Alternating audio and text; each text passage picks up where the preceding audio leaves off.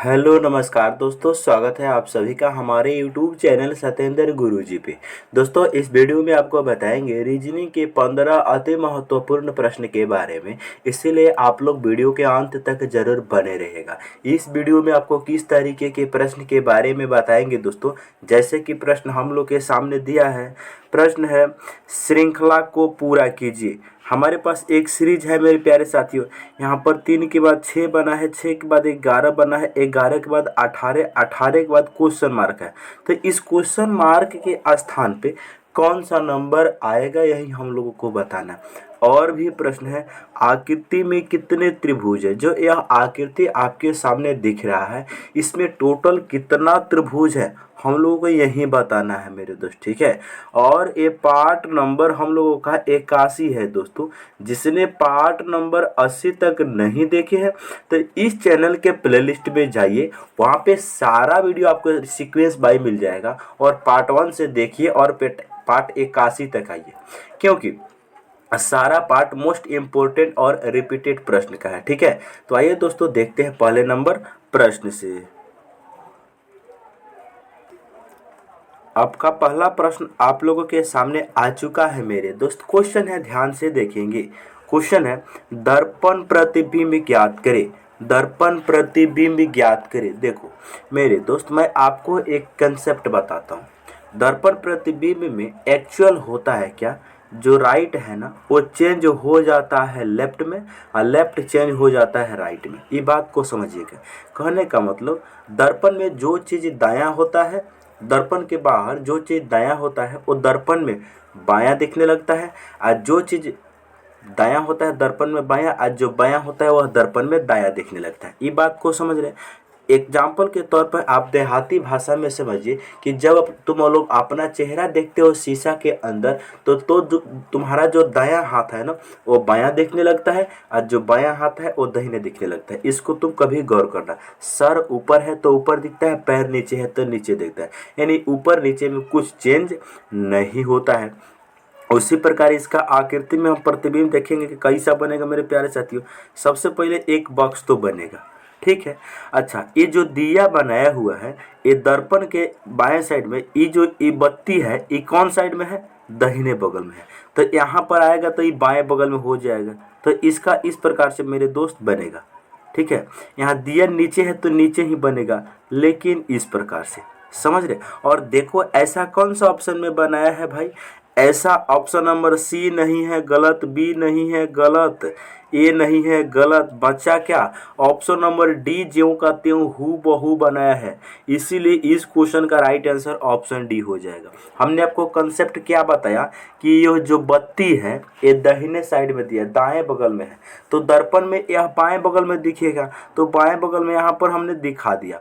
ऐसा करने से हमारा आंसर आ गया, और इस क्वेश्चन का राइट आंसर ऑप्शन डी हो गया सही, ठीक है। तो मैं उम्मीद करता हूं दोस्तों ये क्वेश्चन भी आपको समझ में आ गया होगा। बढ़ते हैं अगले क्वेश्चन की तरफ। अगला क्वेश्चन है मेरे प्यारे साथियों, क्वेश्चन है, जिस प्रकार वृत्त का संबंध चाप के साथ में है वही रिलेशन फूल का क्वेश्चन मार्क के साथ में है। चलिए, तो यहाँ पर लॉजिक को ढूंढेंगे मेरे प्यारे साथियों। ये वृत्त है। सबसे पहले देखो वृत्त किसे कहते हैं। ये हमारा वृत्त हो गया, ठीक है। क्या हो गया, वृत्त हो गया। यहाँ से लेकर यहाँ तक, जैसे मान लो ए हो गया और ए बी हो गया। ए बी टुकड़ा को हम अलग कर लिए तो इसी को हम लोग चाप कहते हैं। यानी सिंपल भाषा में बोला जाए तो वृत्त की परिधि के छोटे टुकड़े को चाप कहा जाता है। यानी इसे हम लघु चाप यानी छोटा चाप कह सकते हैं। आई 12 वाला इसे 12 चाप कह सकते हैं, 12 है तो सिंपल सा फंडा है मेरे प्यारे साथियों। इसमें जो फंडा है क्या है, ध्यान से देखेंगे। वृत्त के संबंध चाप से है वही संबंध फुल का क्वेश्चन मार्क के साथ में बताना है। तो हम सभी बहुत बढ़िया तरीका से जानते हैं कि वृत्त की परिधि के छोटे भाग को यानी वृत्त के परिधि के भाग को चाप कहा जाता है। उसी प्रकार फूल के छोटे भाग को क्या कहा जाता है मेरे प्यारे साथियों, पंखुड़ी कहा जाता है। इस क्वेश्चन का राइट आंसर ऑप्शन डी हो जाएगा। ठीक है, तो मैं उम्मीद करता हूं दोस्तों एक क्वेश्चन भी आपको समझ में आ गया होगा। अच्छा मेरे प्यारे साथियों, जिस भाई ने वीडियो को अभी लाइक नहीं किए वीडियो को लाइक करेंगे, और जिस भाई ने सब्सक्राइब नहीं किए बिल्कुल सब्सक्राइब करके अपने दोस्तों के पास जरूर शेयर करेंगे। चलिए अगला क्वेश्चन की ओर। नेक्स्ट है, जिस प्रकार 16 का रिलेशन 128 के साथ में दिया है वही रिलेशन 4 के खाली स्थान के साथ में हो जाएगा। खाली स्थान के स्थान पे इन चारों ऑप्शन में से कौन सा ऑप्शन सही होगा। तो मेरे प्यारे साथी यहाँ पर जो लॉजिक है उसको ढूंढेंगे। यहाँ देखेंगे 16 से कितना बना है, तो 128 बना है। 16 से कितना बना है मेरे प्यारे साथियों, 128 बना है। उसी प्रकार 4 से बनेगा क्वेश्चन मार्क। तो ध्यान से देखेंगे हम लोग कि यहाँ पर 16 से 128 कैसे बन सकता है।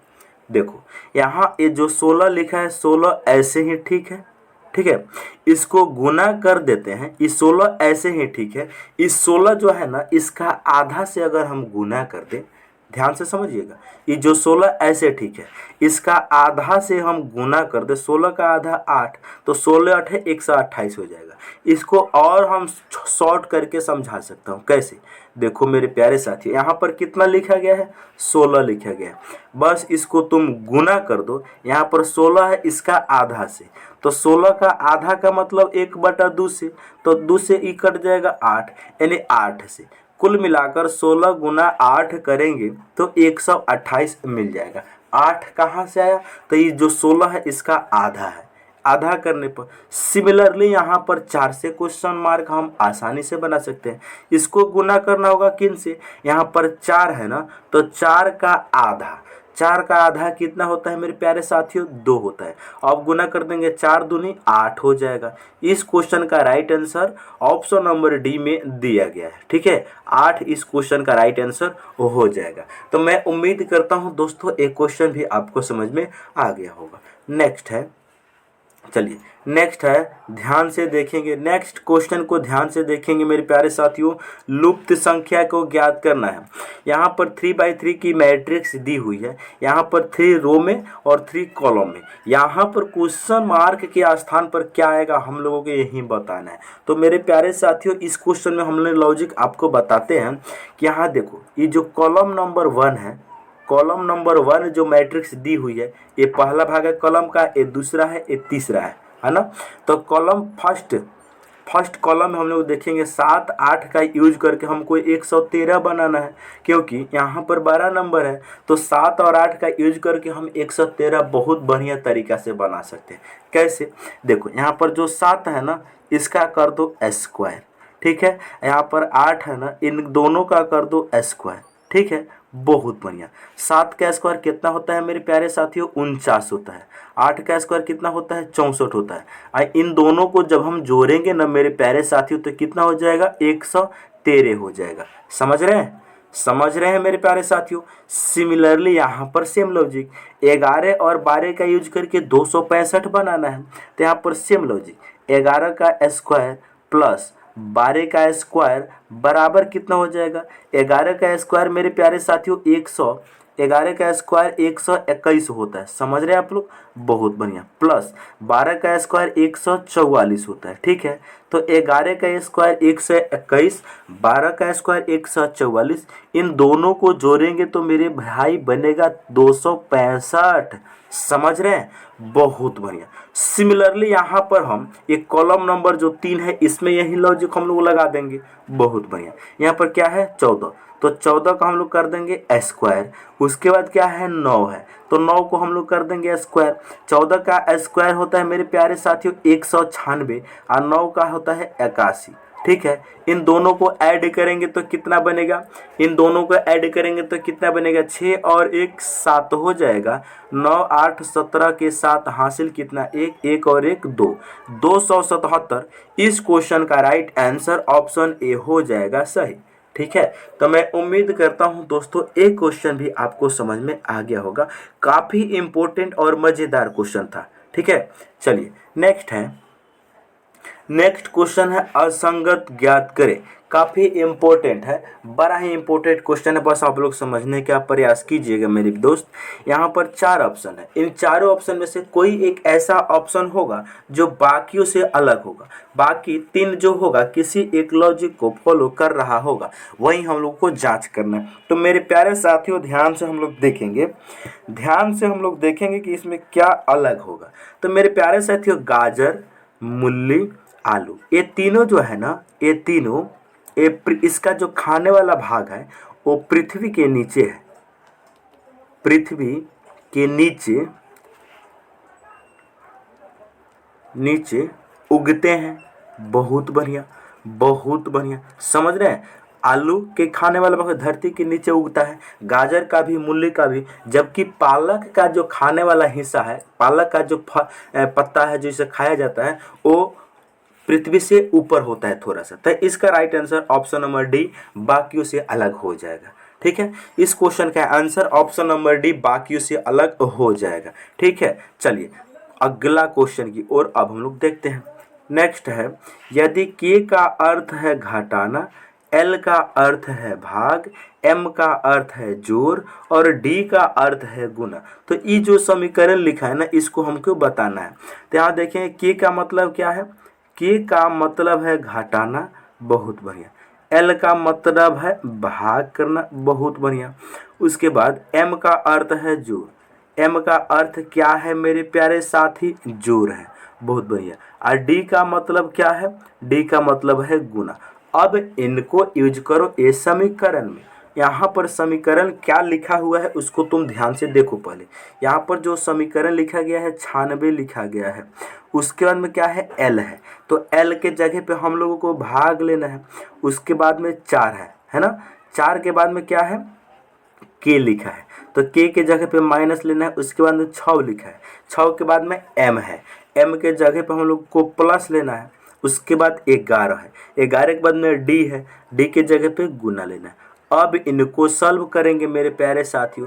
तो मेरे दोस्त ध्यान से आप लोग देखेंगे, इसको हम सॉल्व करेंगे बोडमास के तरीका से, और बोडमास कहता है सबसे पहले भाग का काम करो।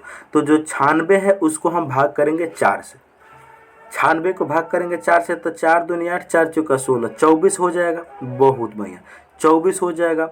बीच में -6 ऐसे ही ठीक है, प्लस 11 गुना 9 ऐसे ही ठीक है ना। अब देखो यहाँ पर तुम देखो, अब इसके बाद गुना का काम होगा। 24 ऐसे ही ठीक है, -6 ऐसे ही ठीक है, प्लस 11 गुना 9 कितना बनेगा, 99 बनेगा। अब देखो इसमें होगा क्या, प्लस वाले को एक साथ जोड़ दो, उसके बाद माइनस घटा दो, क्योंकि पहले भाग का काम होता है, तब गुना का, तब जोड़ का, तब घाटा होगा। तो प्लस वाले 99 में 24 को जोड़ेंगे तो 123 बनेगा, उसमें से 6 को घटाएंगे तो मेरे प्यारे साथियों 117 बनेगा। और इस क्वेश्चन का राइट आंसर 117 होगा। और कौन सा ऑप्शन में रखा गया, तो ऑप्शन नंबर ए में रखा गया। इस क्वेश्चन का राइट आंसर ऑप्शन ए हो जाएगा सही। ठीक है, तो बढ़िया है। मैं उम्मीद करता हूँ ये क्वेश्चन भी आपको समझ में आ गया होगा। ठीक है, चलते हैं अब हम लोग अगले क्वेश्चन की तरफ। चलिए अगला क्वेश्चन है, श्रृंखला को पूरा करें। हमारे पास ये जो सीरीज है, खाली खाली स्थान जो दिख रहा है, इसके स्थान पर क्या आएगा हम लोगों को यही बताना है। तो मेरे प्यारे साथी ध्यान से देखेंगे, इसको हम लोग ग्रुपिंग मेथड से सॉल्व करते हैं। सबसे पहले इसमें जो इसका पहला चरण होता है, फर्स्ट स्टेप होता है, इसको हम लोग नंबरिंग करना। तो फर्स्ट स्टेप इसको 1 2 3 4 5 6 7 8 9 10 11 12, इसमें टोटल नंबर ऑफ लेटर कितना आ सकते हैं, तो 12 आ सकते हैं। बहुत बढ़िया। अच्छा मेरे दोस्त, जो खाली खाली है ना, इसके स्थान पर क्या भरा जाएगा हम लोगों को बताना होता है, तो इसको भी काउंट किया जाता है। इसको मिलाकर 12 है। इस 12 को तुम क्या करो, ग्रुप बनाओ, 2 गुना 6। ठीक है, इसका ग्रुप बनेगा 2 गुना 6, यानी इसका तुम ग्रुप बना सकते हो 2 गुना 6 या फिर 3 गुना 4, यही ग्रुप बनेगा, और तो ग्रुप बन नहीं सकता। तो मेरे प्यारे साथियों ध्यान से देखेंगे, या तो 2 के ग्रुप 6 को बना दो, या फिर 6 6 का 2 को ग्रुप बना दो, या फिर 3 का ग्रुप 4 को बना दो, या 4 का ग्रुप 3 बार बना दो। तो हम यहाँ पर क्या करते हैं, यही लॉजिक इस क्वेश्चन में लगेगा, क्योंकि 12 लेटर है तो इसको दो दो का 6 ग्रुप बना दो। जब तुम भी क्वेश्चन को प्रैक्टिस कर लोगे ना, तुम्हें देखकर क्वेश्चन मालूम चल जाएगा कि कितना ग्रुप बनेगा। तो यहाँ पर दो दो का ग्रुप बना दो, 1 2 1 2 1 2। ध्यान से देखेंगे, 1 2 1 2 1 2 1 2 1 2, दो दो का हमने ग्रुप बना लिया 6। अब हम देखेंगे मेरे प्यारे साथियों, क्या सारा ही ग्रुप आपस में सेम है कि अलग अलग है। देखेंगे, यहाँ देखेंगे फर्स्ट ग्रुप का पहला लेटर P और चौथा ग्रुप का पहला लेटर P है। बहुत बढ़िया, बहुत बढ़िया। अब हम लोग देखेंगे चौथा, यहाँ पर चौथा ग्रुप का दूसरा लेटर Q, तीसरा ग्रुप का यहाँ पर देखेंगे ग्रुप Q। ठीक है, इसका मतलब है मेरे दोस्त अल्टरनेट ग्रुप सेम है, क्योंकि ई इनके समान है, ए इनके समान है, ए इसके समान है, ए इसके समान है। अल्टरनेट ग्रुप सेम है, तो यहाँ पर पी क्यू बाहर आ जाना चाहिए इसमें। तो पी के बाद में क्या आ जाएगा, क्यू आ जाएगा। अब पी क्यू हमारा एक ग्रुप बन गया, तो इसको तुम फिल कर लो। ई बना है इनके साथ इनके साथ, ठीक है। तो यहाँ पर क्या आ जाएगा, यहाँ पर आ जाएगा पी मेरे प्यारे साथी। यहाँ पर पी, यहाँ पर क्या था, यहाँ पर पी आ जाएगा और यहाँ पर क्यू था पहले से। पी क्यू एक ग्रुप बन गया। उसके बाद यहाँ पर देख रहे हो क्यू आर है, क्यू और आर है, क्यू और आर है। तो यहाँ पर क्यू आर बन जाएगा, क्यू के बाद में क्या आ जाएगा, आर बन जाएगा। यहाँ पर क्यू के बाद में क्या बन जाएगा, आर। अब यहाँ देखो तुमने क्या क्या भरा है। सबसे पहले इसमें तुम जो भरा है उसको तुम लिखो। सबसे पहले यहाँ पर क्यू भरा है तो क्यू आ जाएगा, उसके बाद पी भरा है तो पी आ जाएगा, उसके बाद आर तब क्यू भरा, उसके बाद में आर आ तब क्यू। ये कौन सा ऑप्शन में दिया है भाई, Q P R Q. Option number C में दिया है। इस क्वेश्चन का राइट आंसर ऑप्शन सी हो जाएगा सही। ठीक है, तो मैं उम्मीद करता हूं दोस्तों ये क्वेश्चन भी आपको समझ में आ गया होगा। बढ़ते हैं अगले प्रश्न की तरफ। चलिए नेक्स्ट है 8 नंबर क्वेश्चन है। 43 छात्रों की एक की कक्षा में संयोग ऊपर से 14वें स्थान पर और नीचे से वह किस स्थान पर है, हम लोगों को बताना है। तो मेरे दोस्त ध्यान से देखेंगे, रैंकिंग चैप्टर में एक फॉर्मूला होता है, कुल व्यक्ति की संख्या निकालने का एक जो तरीका होता है। कुल व्यक्ति की संख्या निकालने के लिए यहाँ पर क्या है, ऊपर से, ठीक है, ऊपर से कुल व्यक्तियों की संख्या ऊपर से प्लस नीचे से, ऊपर से प्लस नीचे, ऊपर प्लस नीचे -1 कर देते हैं। ठीक है, ऊपर से +1 कर देंगे, नीचे से हम -1 कर देंगे। तो यहाँ देखेंगे कुल को हम टी से डिनोट कर सकते हैं टोटल से। अब देखो यहाँ पर टी बराबर टोटल, ठीक है, यहाँ पर टी बराबर टोटल, चाहे ऐसे करो ऐसे करो, कुल व्यक्ति की संख्या कितना है, 43। तो 43 ऐसे ही, ठीक है, बराबर ऊपर से 14वें स्थान है तो ऊपर के स्थान पे 14 हम लिख सकते हैं, प्लस नीचे में कुछ नहीं दिया है तो नीचे को हम डी से डिनोट कर सकते हैं, डी फॉर डाउन, -1। अब इनको हम सॉल्व करते हैं, डी का वैल्यू जो आएगा वहीं नीचे से स्थान हो जाएगा। अब देखो मेरे प्यारे साथियों ध्यान से देखेंगे, जो यहाँ पर माइनस का 1 है, ये बराबर के ई साइड में आएगा तो प्लस हो जाएगा, जो बराबर के ई साइड में प्लस का 14 है, ई साइड आएगा तो माइनस हो जाएगा।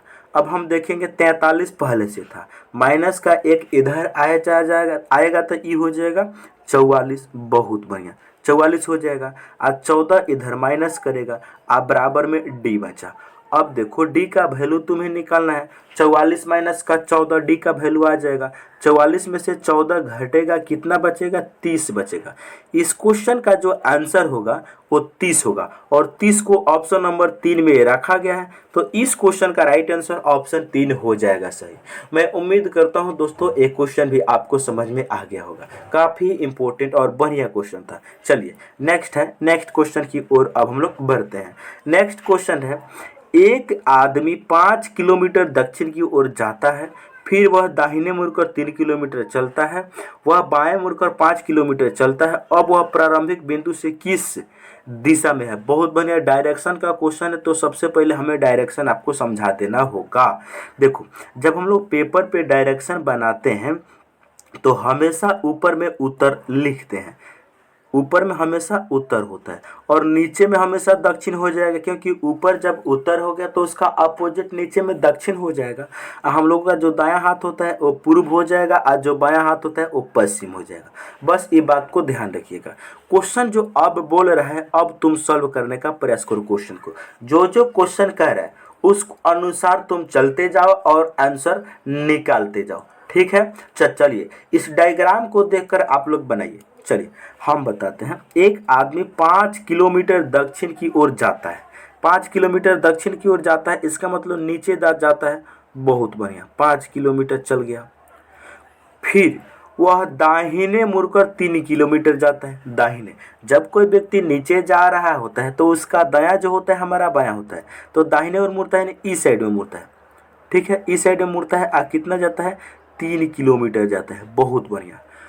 वह बाएं घूमकर 5 किलोमीटर चलता है। अब बताओ, यहाँ से वह बाएं मुड़कर 5 किलोमीटर चलता है। यहाँ पर तो स्पेस के कमी बढ़ गए, थोड़ा सा ऊपर ही बनाते हैं ताकि मैं अच्छे से समझा सकूँ। देखो, वह व्यक्ति सबसे पहले 5 किलोमीटर दक्षिण की ओर जाता है, तो 5 किलोमीटर हमने उसको ले गया कहाँ? दक्षिण की तरफ। बहुत बढ़िया। फिर दाहिने मुड़कर 3 किलोमीटर चलता है, तो दाहिने मुड़ेगा ईस्ट साइड में। कितना चलेगा? 3 किलोमीटर चलेगा। बहुत बढ़िया। तो 3 किलोमीटर हमने उसको चला दिया। वह बाएं मुड़कर 5 किलोमीटर जाता है। बाएं मुड़कर 5 किलोमीटर जाता है, तो अब वह बाएं मुड़ेगा, बाएं उसका नीचे की तरफ होगा। बहुत बढ़िया। यहाँ पर कितना हो जाएगा? 5 किलोमीटर क्वेश्चन ने बोला है, चलता है। अब वह प्रारंभिक बिंदु से किस दिशा में है? मेरे प्यारे साथियों, ध्यान से देखेंगे। प्रारंभिक बिंदु उसने यहाँ से चलना शुरू किया था, उसका अंतिम बिंदु यहाँ पर है, तो प्रारंभिक बिंदु से किस दिशा में है, यानी यहाँ से वो कौन सा दिशा होगी? मेरे प्यारे साथियों ध्यान से देखेंगे। मान लीजिए यहाँ से इधर तिरछे खींची जाएगी, तो यह कौन सी दिशा होगी? दक्षिण और पश्चिम के बीच में है, तो यह जो दिशा होगी वो होगी दक्षिण और पश्चिम, ठीक है। क्योंकि दक्षिण और पश्चिम के बीच वाले दिशा को दक्षिण पश्चिम कहा जाता है। तो यहाँ से वो प्रारंभिक बिंदु से तिरछे चलेंगे हम लोग, तो कौन सा दिशा होगा?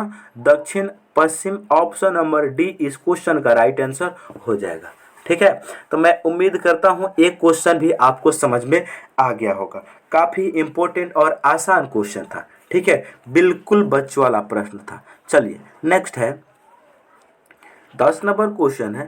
अप्रैल महीने का पहला दिन बुधवार है। उसी वर्ष के मई माह की पहली तारीख को सप्ताह का कौन सा दिन होगा? बहुत बढ़िया। देखो क्वेश्चन बोला है 1 अप्रैल, ठीक है। 1 अप्रैल का जो दिन है वो कौन सा है? 1 अप्रैल का जो दिन है मेरे प्यारे साथियों वो है बुधवार, ठीक है। बुधवार। बहुत बढ़िया। हम लोगों से पूछा गया है तो बता दीजिए 1 मई का कौन सा दिन होगा? तो यहाँ पर हम क्या करते हैं मेरे प्यारे साथियों, सबसे पहले यहाँ पर करेंगे क्या? अप्रैल से मई तक हम लोग टोटल विषम दिन काउंट करेंगे। पहला महीना अप्रैल प्लस मई तक टोटल विषम दिन हम लोग काउंट कर लेते हैं। अच्छा, यहाँ पर जो पहला महीना होता है इसमें हम लोग लिखते हैं बची हुई तारीख, और जो आखिरी महीना होता है इसमें हम लोग लिखते हैं दी गई तारीख, ठीक है। तो यहाँ पर अप्रैल में कितना? अप्रैल जो महीना होता है वो 30 दिन का होता है, जिसमें 1 अप्रैल यहाँ पर दे दिया है, तो बची हुई तारीख लिखेंगे। तो अप्रैल 30 दिन का होता है, 30 में से 1 दिन घट जाएगा तो कितना बचेगा? 29 दिन बचेगा। समझ रहे हैं? बहुत बढ़िया। अच्छा, मई में 1 दिन दिया है, 1 तारीख तो 1 रहेगा। अब इनको जोड़ दो, ये हो जाएगा 30। आप विषम दिन निकालने के लिए 7 से भाग देंगे, 7 से भागा देंगे तो 2 क्या बचेगा? शेष बचेगा। 7 के शेषफल को विषम दिन कहा जाता है, तो यहाँ पर 2 शेष बचेगा। अच्छा, एगो बात बताइए, अप्रैल महीने का दिन मालूम है, मई का निकालना है, हम लोग कैलेंडर में आगे जा रहे हैं, तो जो दो यहाँ पर जो 2 विषम दिन हमने निकाले हैं वो इसमें हम ऐड कर देंगे। बुधवार में 2 दिन ऐड कर देंगे तो शुक्रवार इस क्वेश्चन का राइट आंसर हो जाएगा। बुधवार में 2 दिन ऐड करेंगे तो शुक्रवार होगा, ठीक है। तो मैं उम्मीद करता हूँ एक क्वेश्चन भी आपको समझ में आ गया होगा। बढ़ते हैं अगले प्रश्न की तरफ। क्वेश्चन अगला है, ध्यान से देखेंगे। यदि मदर को QDGSTNL लिखा जाता है तो उसी भाषा में SHEATH को किस प्रकार से लिखा जाएगा? बहुत बढ़िया, काफ़ी इम्पोर्टेंट। जैसे MO उसके बाद में TH, उसके बाद में ER है ना। इसको उसने क्या लिखा है, इसको उसने क्या लिखा है ध्यान से देखेंगे। M, उसके बाद में O है, उसके बाद में TH, तब जाकर E है, और उसके बाद में क्या है, इसको उसने लिखा है, क्या लिखा है, यहाँ पर लिखा है क्यों, समझ रहे हैं, क्यों लिखा है। उसके बाद में D लिखा है, उसके बाद में G लिखा है, तब जाके S लिखा है, फिर N है, उसके बाद में L लिखा है। और हम लोगों से पूछा गया है, ध्यान से देखेंगे क्या पूछ रहा है, यहाँ पर पूछ रहा है S है, SH, उसके बाद में E, उसके बाद में A, T और H, इनका कोड बता देना है बस। तो मेरे प्यारे साथियों ध्यान से देखेंगे कि इस क्वेश्चन में लॉजिक क्या है। M से Q बनाना क्या है, M से Q बनाएंगे प्लस का 4 कर देंगे, O से D बनेगा माइनस का कितना करना होगा 11, ये तो लॉजिक नहीं है। तो इस क्वेश्चन में लॉजिक क्या है वो बताइए मेरे प्यारे साथियों, ध्यान से देखेंगे। यहाँ क्रॉस पैटर्न लगाया गया है, यहाँ रिवर्स पैटर्न। M से L बना है, M का स्थान 13, L का स्थान 12, 13 से 12 बना -1। अब देखो दूसरा, O से बना है N, O से N बना है, O का स्थान 15, यहाँ N का स्थान 14, -1, बहुत बढ़िया। S, यहाँ देखो T से S बना है, T का स्थान 20, S का स्थान 19, 20 - 1 19। यहाँ देखो H से G बना है, H का स्थान 8, 8 - 1 7, 7वां स्थान G। E से D बना है, E का स्थान 5, D का 4 -1, यहाँ भी -1। R से कितना बना है मेरे प्यारे साथियों, Q बना है -1। समझ रहे हैं, यहाँ पर लॉजिक सब समझ गए।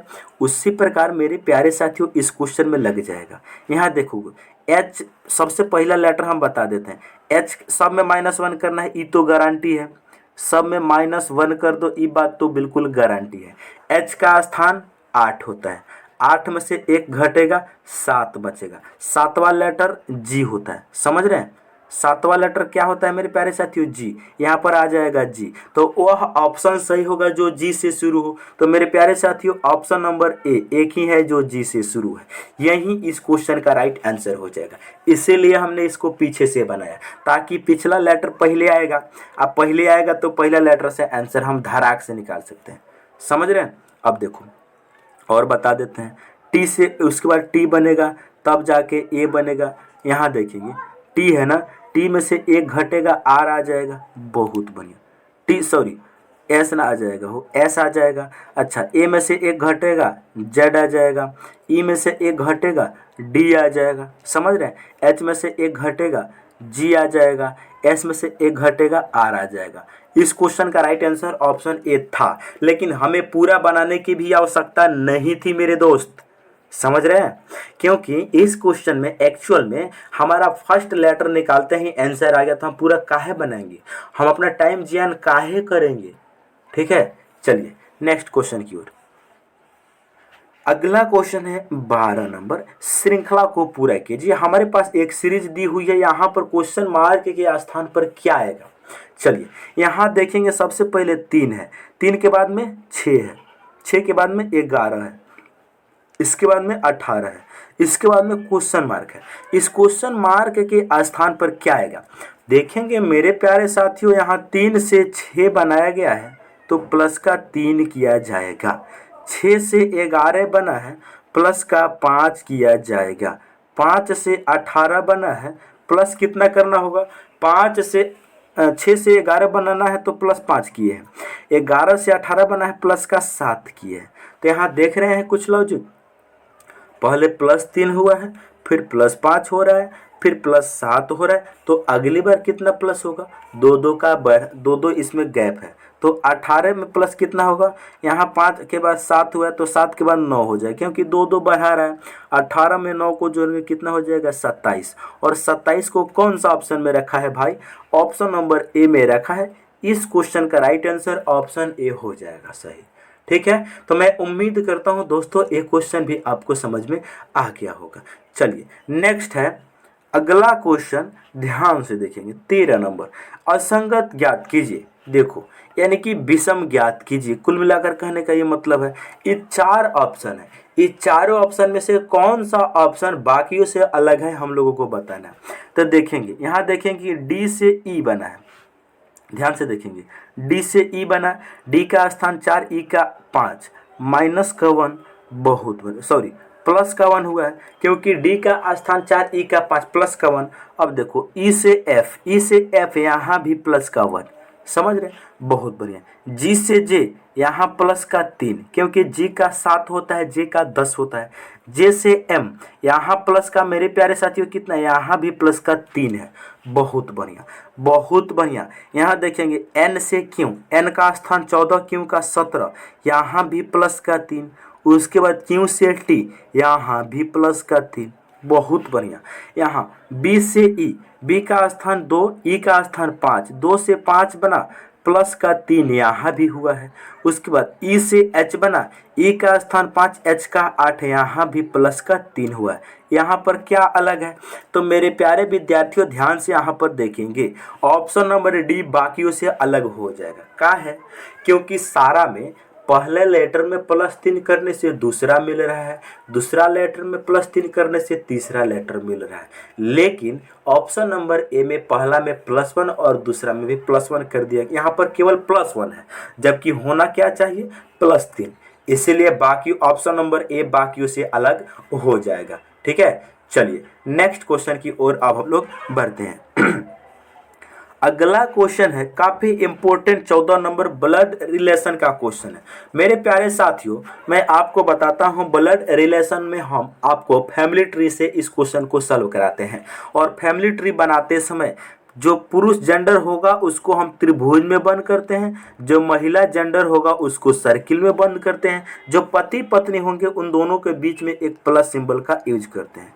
अच्छा, जनरेशन गैप आप लोग तो जानबे करते हैं, आपके जो पिताजी होंगे वो आपसे ऊपर आएंगे, आपके जो दादाजी होंगे आपके पिता के भी ऊपर आएंगे, और जो आपके बेटा होंगे आपसे नीचे आएंगे, यही होता है जनरेशन गैप।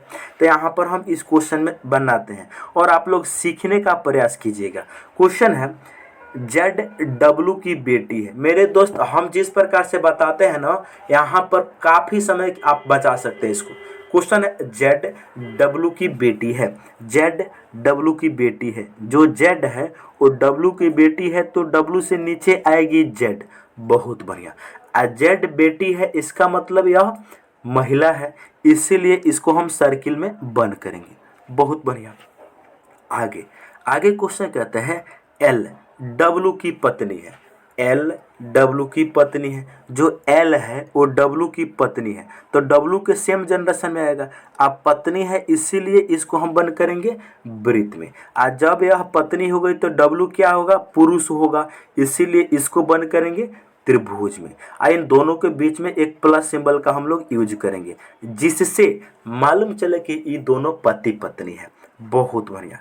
आगे क्वेश्चन कहते हैं, KL के पिता है, KL के पिता है, जो K है वो L के पिता है, KL के पिता है तो L से ऊपर आएगा। अब पिता है इसीलिए इसको हम बंद करेंगे त्रिभुज में, क्योंकि पुरुष है, बहुत बढ़िया। हमारा फैमिली ट्री बन के रेडी हो चुका है, इससे जितना भी क्वेश्चन पूछ ले हम बना सकते हैं। हमसे पूछा क्या क्या जा रहा है, क्वेश्चन ध्यान से देखेंगे।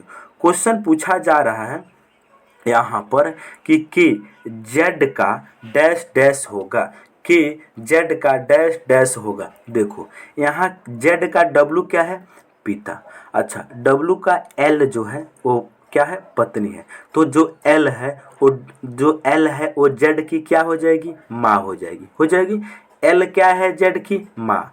अच्छा, इसके पिताजी हैं कि L के पिताजी के हैं, यानी Z की माँ L, उसके पिताजी के, उसके माँ के पिता हैं, तो उसके माँ के पिताजी को क्या बोला जाता है, नाना बोला जाता है। इस क्वेश्चन का राइट आंसर ऑप्शन नंबर 2 हो जाएगा सही, क्योंकि L जो है वो Z का ऑलरेडी माँ है। अच्छा, L के पिताजी के हैं, तो उसके माँ के जो पिताजी होंगे इसका नाना नहीं कहलाएंगे, बिल्कुल कहलाएंगे। ठीक है, तो मैं उम्मीद करता हूं दोस्तों एक क्वेश्चन भी आपको समझ में आ चुका होगा।